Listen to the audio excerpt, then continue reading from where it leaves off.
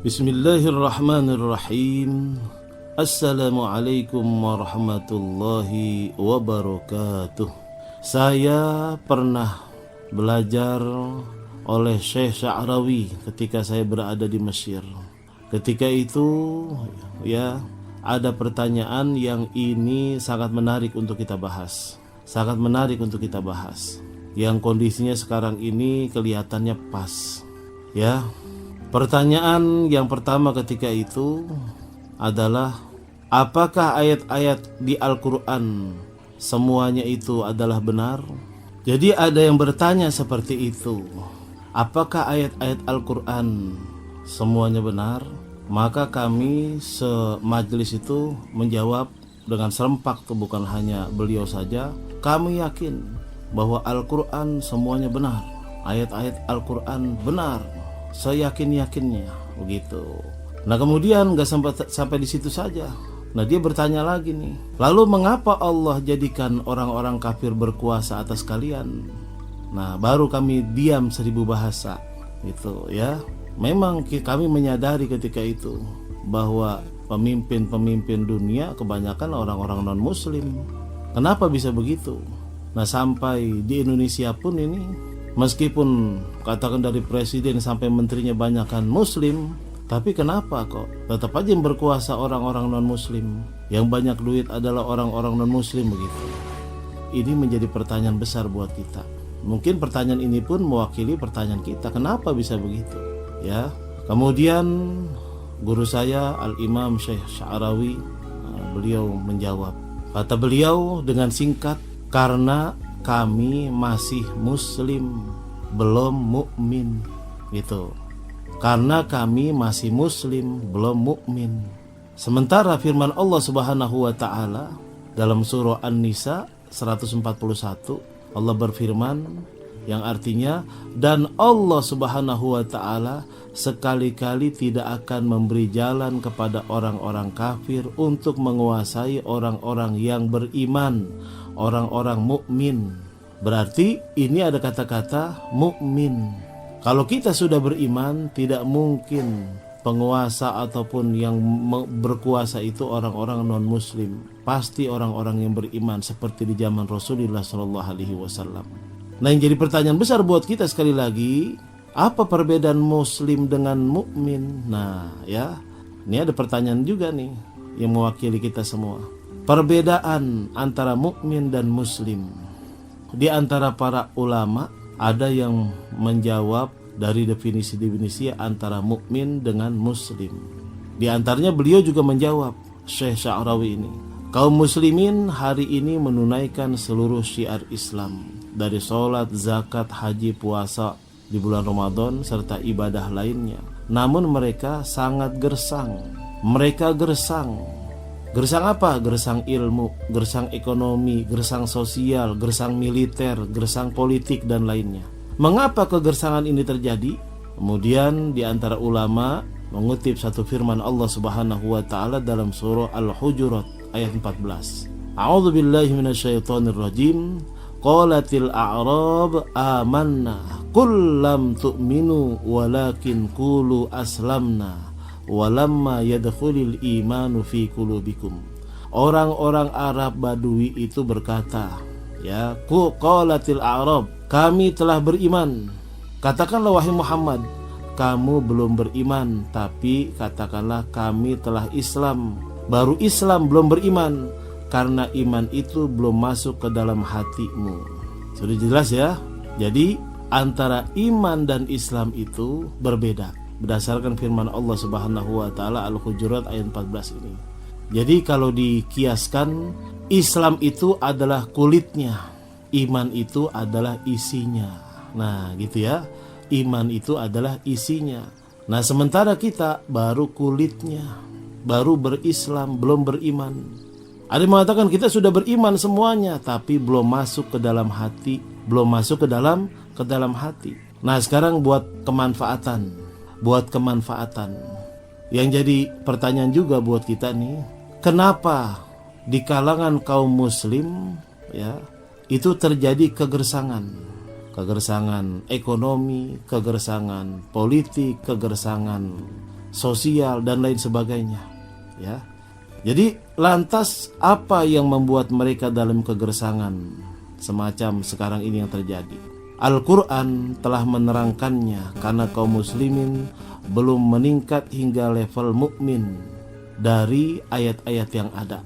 Andaikan mereka, kita semua benar-benar beriman, tentu Allah Subhanahu wa Ta'ala akan menangkan kita semua, akan membantu, akan menolong, bahkan memenangkan dari kaum non-muslim, dari orang-orang kafir, dari orang-orang musyrik. Wa kana haqqan alaina nasrul mu'minin, dan kami selalu berkewajiban menolong orang-orang yang beriman. Ini firman Allah surah Ar-Rum ayat 47. Wa kana haqqan alaina nasrul mu'minin, dan kami selalu berkewajiban menolong orang-orang yang beriman. Andaikan kita semua beriman, tentu kita yang paling berkedudukan tinggi di antara umat dan bangsa lain. Nih kalau kita beriman, di zaman Rasulullah SAW memuncak, ya, masa keemasan puncak mercusuar umat ketika itu adalah Rasulullah. Karena kenapa? Mereka kaum yang beriman.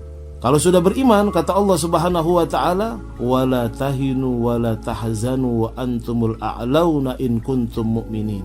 Janganlah kamu bersikap lemah dan jangan pula kamu bersedih hati, padahal kamulah orang-orang yang paling tinggi derajatnya jika kamu orang-orang yang beriman. Surah Ali Imran ayat 139.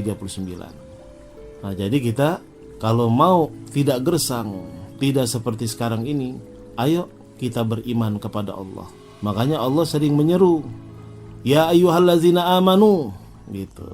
Bukan ya ayyuhallazina aslamu, bukan. Tapi ya ayyuhallazina amanu, wahai orang-orang yang beriman, gitu. Walai yaj'alallah lil kafirina 'alal mu'minina sabila.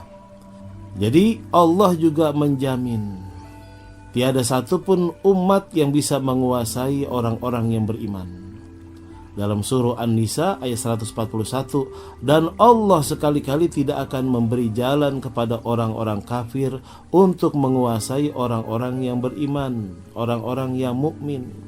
Andaikan kita semua beriman, tentu Allah Subhanahu wa Ta'ala tidak akan membiarkan kita teraniaya, tidak akan juga membiarkan mereka orang-orang non-muslim di atas kondisi menyedihkan, ya, seperti ini yang dialami oleh kita karena akibat penganiayaan, pembaiatan, ya, penjajahan dari orang-orang non-muslim, orang-orang kafir. Kita yang teraniaya. Kenapa? Karena kita belum beriman. Kalau sudah beriman, ditolong sama Allah Subhanahu wa Ta'ala. Maka Allahu liyadharul mu'minina ala ma antum alaihi. Allah Subhanahu wa Ta'ala sekali-kali tidak akan membiarkan orang-orang yang beriman dalam keadaan kamu sekarang ini teraniaya. Tuh, ya, janji Allah tuh. Bahkan seandainya pun kita beriman, tentu Allah akan bersama kita dalam segala hal, dalam segala kondisi. Wa annallaha ma'al mu'minin, dan sesungguhnya Allah Subhanahu wa Ta'ala bersama orang-orang yang beriman. Ini untuk cerminan buat kita semua, sobatku, ya. Kenapa kok Indonesia yang sekarang ini, yang hampir 85% rakyatnya kaum muslimin, tapi dikuasai oleh orang-orang kafir, dikuasai oleh orang-orang musyrik, dikuasai oleh orang-orang non-muslim, ya. Kenapa demikian? Karena level kita baru muslim, belum meningkat hingga level mukmin. Wa ma kana aktsaruhum mu'minin, dan kebanyakan di antara kita, di antara mereka nih, ya, kita maksudnya, yaitu tidak beriman, tapi baru Islam.